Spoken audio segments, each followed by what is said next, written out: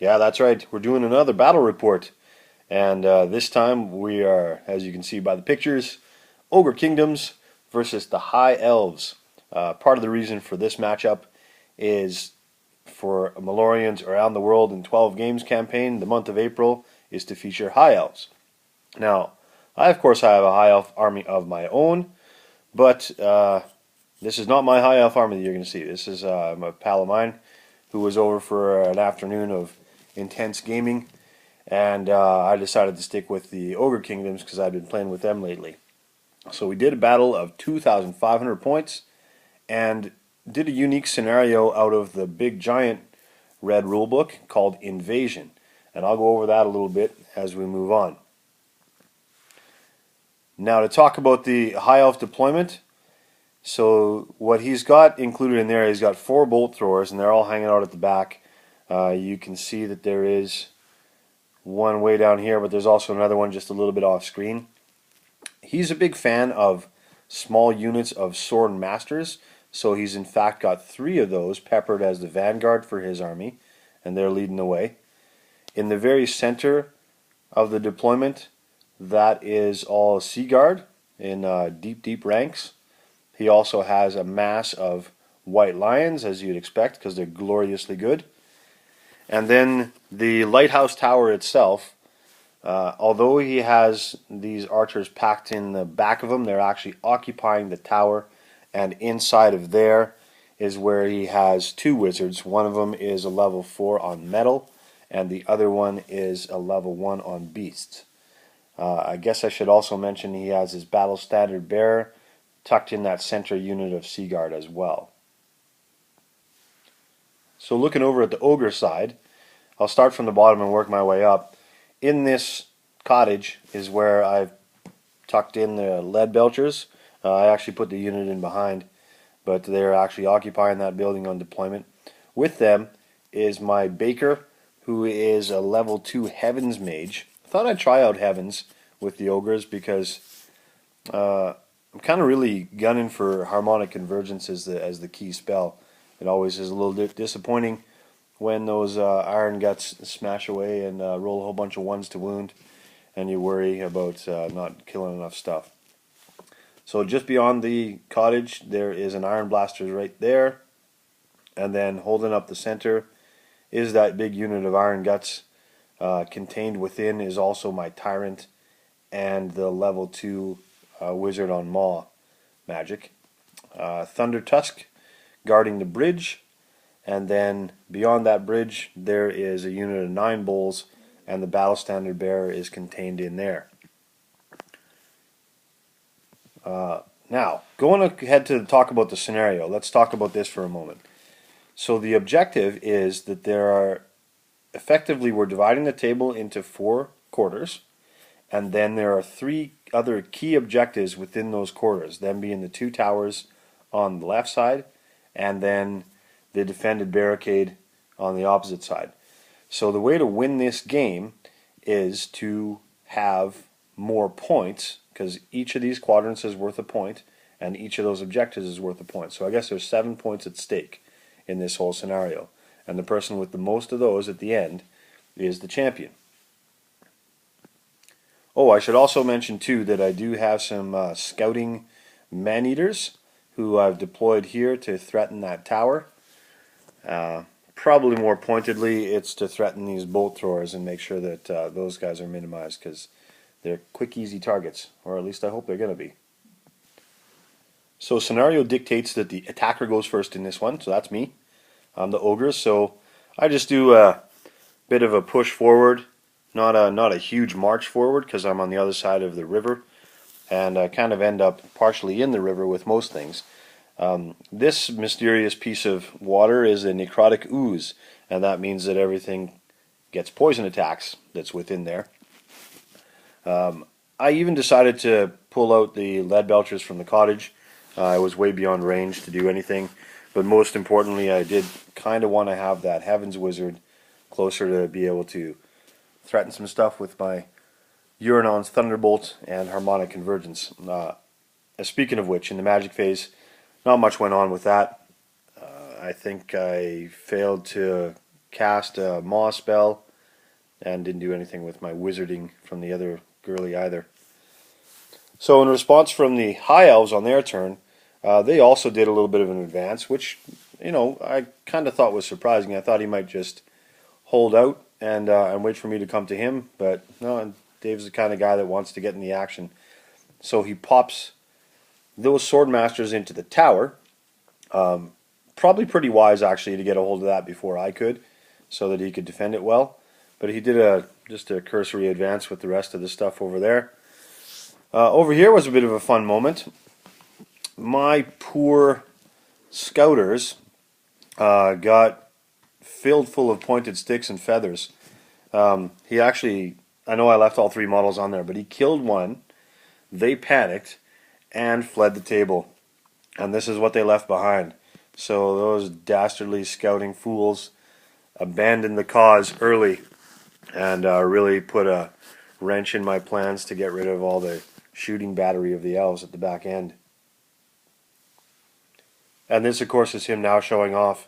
This is how far I can shoot with my bolt throwers, and I can touch the sky. So he fired some shots at lead belchers and did some damage to one. But I survived the barrage for the most part, and only a few casualties. So moving on to the next turn, I pound into these Swordmasters with some gut charges of both the Iron Guts and the Bulls, and then big frosty elephant follows up behind to watch me do my work. In the magic phase, I did cast Spine Marrow on here.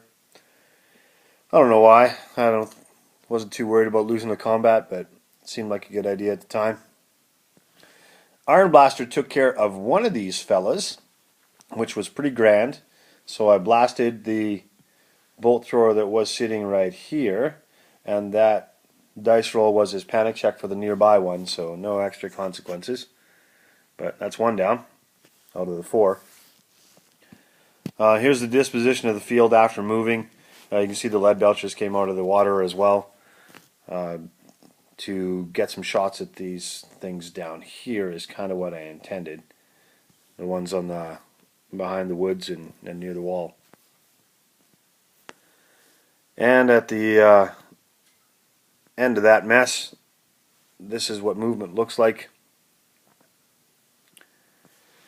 Now I kind of skipped ahead here. I didn't feel that I really needed to take an after combat on my turn, but we'll move to the start of the elf turn here. We actually killed all but one of those Swordmasters in that combat, and he ran away. I opted not to follow him, thinking that, well, that guy's never going to rally. He can just run for the whole game and not be a bother. The countercharge, of course, was expected by the White Lions, and that's why I didn't overrun, because I didn't want to expose any flank to them from where they were coming from the side of the tower. So they came full force just into the Bulls. I should point that out, that they're not actually into the Iron Guts at all, but the Bulls exclusively. This guy, of course, didn't rally. He continued to run. He popped through his advancing spearmen, or rather his Sea Guard that came in from behind. He kept going. This blurry shot is for, I really don't know what reason. Probably because he was shooting at those lead belchers and softened them up a little bit more. And this is what things look like after his movement. Again, he's advanced with some Swordmasters to threaten for the next turn. He also brought this wizard, this is his level 4 metal wizard, out of the tower, and he went it for a long bomb final transmutation on the Iron Guts. That's the reason he left the tower. He wanted to come out there and threaten that. Kind of a bold move, but as it turns out, it didn't work. He didn't get the spell off. What he did do, though, is he got enchanted blades up on these guys, and I was like, whatever. That doesn't matter. You're going to chop through a bunch of ogres anyway, regardless of that spell or not. So he did that. The shooting phase was kind of focused here. I'm down a lead belcher and half of another one. All told, really not too bad. I'm weathering the storm of shooting from those bolt throwers pretty easily. He did take a couple guys off of this Iron Gut unit as well, and softened them up. When it came to the combat, you can see that it really wasn't as killy and smashy as you would think. He did mow down a couple of bulls. I did mow down, I think, about 4 or 5 of his white lions in return. I broke from that and fled, but he opted not to chase them. I think he was probably focused on the iron guts. So anyway, when it came around to my turn, I resisted the temptation of throwing the iron guts into the white lions, but instead surged forward and charged into the swordmasters like that. Advancing with some other things here. Oh, I think I lied to you guys earlier. These fellas down there did not flee because I had the stubborn crown on my battle standard bearer. So I apologize about that. I lied moments ago. Anyway, the rest of the ogres advance over here, just to continue to close the gap and go where the action is. Now, fun stuff in the magic phase is I got a thunderbolt off on that lonely wizard who used to be right there. Punishes him for coming out in the open and exposing himself. Pretty pleased with myself about that. No more metal magic, no more final transmutation threat, and we can move on with our lives. So here we're just going to pause for a bit of a scan of the battlefield, and this is what it looks like after 3 turns, midway through my turn. For the shooting phase, the Iron Blaster does take out another one of these bolt throwers. They had a second one right there, and I blast that thing apart. And proudly looking on from the distance, it looks a little bit less opposition over there. I'm kind of thinking at this point, because that's the far quadrant, that what I'm hoping to do is just to empty it, so that nobody gains. So in the combat phase, of course, these ogre bulls do get mowed down by the white lions. They killed the battle standard bearer now, so no crown of command. Off they go. This is where he decides not to chase down because he's concentrating on some other things. That's what his view looks like. Over here, of course, I get the extra bull charge. So I hardly had to do any fighting at all to get rid of those swordmasters because I belly bucked them off. And only left a couple to chop up. I did chop them down to a man, reformed to face this way. And here's a look at the battlefield after that point. So now we're on to the elf bottom side of 3, and the white lions. The reason this looks so scattered is they first of all declared a charge at the Thunder Tusk, who fled, and then they declared a second charge at these guys, who fled. Didn't catch either of them. The Sea Guard decided to charge rather than be charged by the Iron Guts, so they threw themselves into there. Magic phase saw a Wissen's Wild Form go up onto the Sea Guard to buff them against my guys. And after combat, there was a few deaths on either side, nothing too significant. We're actually in a challenge of Tyrant versus Battle Standard Bearer there, who's wearing the armor of Calidor, so he feels like he's pretty confident in being able to make armor saves. But we did actually pip one wound off of one another in that challenge. Nobody fled from that combat though. So we moved on to turn 4. The ogres up here did manage to rally. So did the other 2 actually. So we're all back in business and ready to function again. Although I don't have a whole lot of elements to work with, so we come back around to this combat where I put the Toothcracker up on this unit to sort of counteract the Wissen's Wild Form that he had going on. Kept me a little bit more buffed. Here's another long spanning shot, and I just wanted to show this again to see that this guy is still running. I didn't mention this last turn, but his second wizard came out of the tower to make sure that he could Wissen Wild Form things. And combat looked pretty brutal to both sides. The elves did lose. I did mow down their battle standard bearer, so when they did their break test, they did flee through the forest, escaped, at least momentarily, and no panic out of the white lions. Maybe I should pause here and say that in my shooting phase, that was the focus of everything. I need to soften those guys up before I encounter any kind of combat with them again. And this is what the battlefield looks like from the distance at that stage. So maybe this is a better look of what's going on in the center of the battlefield at that point. Now, starting the next elf turn, he decides to finally emerge these swordmasters from the tower. I guess he's feeling that if I'm going to dodge his white lions for a while, he needs another threat out there. And probably right, because I was going to dodge the heck out of those white lions. He also did rally the Sea Guard back there, so they're ready to face off against the threat once again. Magic didn't turn anything out. He did some shooting at this point, I remember, and he blew some wounds off of the Thunder Tusk from his remaining bolt throwers, but nothing else eventful in the elf turn there.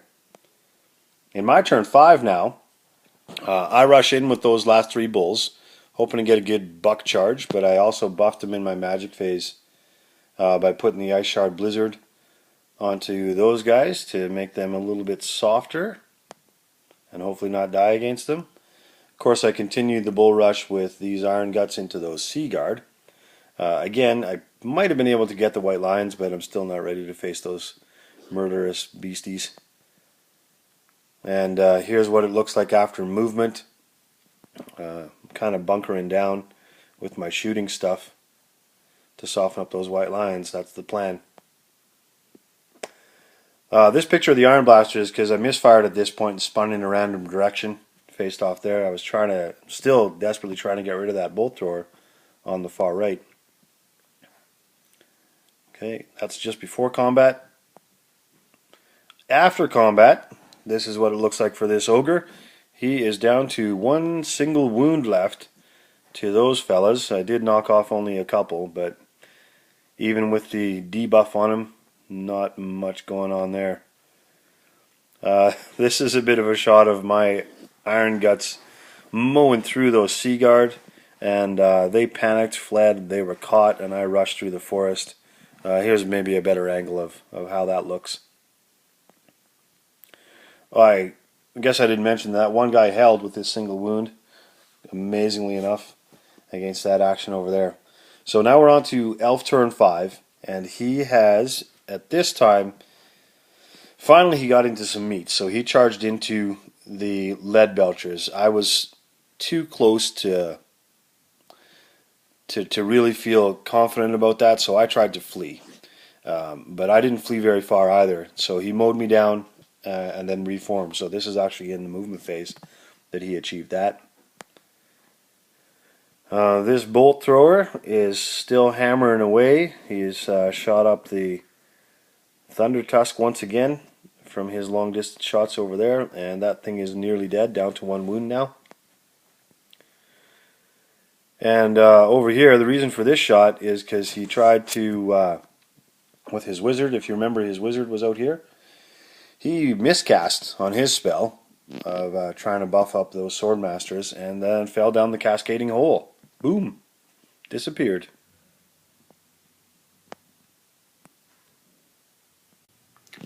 So starting my next turn, I had to make a choice here with these Iron Guts whether I was going to go to the lighthouse tower and try to get those archers out of there to claim it, or to turn my attention back onto this tower and make sure that I claimed that objective. So that's what I decided to do here. Turn back home. I still continue the avoidance of the white lions. Remember, my Thunder Tusk is on a single wound now. You'll also notice that I have a single fleeing bull there getting in the way and causing a mess. Nothing else really going on my turn. So we go to the elf turn, and remember this guy, the single fella from the first combat, he finally rallied right towards the back of the table on the spectacular double ones. So he's back in the action. The swordmasters that saw off that single bull jumped back into the tower, which is obviously a wise idea to counteract my Iron Guts, but no other combat. So we're going ahead to turn 7. Now, again, you may be wondering, oh, here's this idiot playing 7 turns again. But actually, this particular game is meant to go that long before it ends. So why I'm showing you this is because I actually tried to hawk my frost breath onto these guys and scattered back onto myself, nearly killing myself. It was a bit of a dodgy moment. Of course, I rush in with the Iron Guts into the tower. and have a little bit of a smash off with those sword masters that are inside there. And I conquer it. So I mow those guys down to a man, occupying the tower in a nice timely fashion. This is him taking more casualties off of that unit, again from some more the remaining shooting that I had. And then we go ahead to turn 7 for the Elves. So this is what it looks like at the back end of the board, where there's really going to be the only kind of action going on. The Ogre Bull continues to flee. The White Lions are eyeballing that Iron Blaster because my Thunder Tusk is dancing around the cottage. This guy right here, the reason I focus on him is, again, he rallied and moved as fast as he could to get into this quadrant of the table, which is now unoccupied because I forgot to mention that my Iron Blaster finally did take out that last remaining bolt throw over there. But that shows you how far he needed to go further to be able to get into that quadrant. So he fell short, couldn't occupy it. The final combat of the game saw the White Lions finally get into something. They did mash up with this Iron Blaster, left it on 1 wound, but it fled away from them, and thus ended the game. So now we move on to the tally. So again, to review, 4 quarters and 3 different objective points. So let's see how this tallied out. Over here in this quadrant, we have nobody occupying anything there, so that's a wash. Nobody gets any points from that.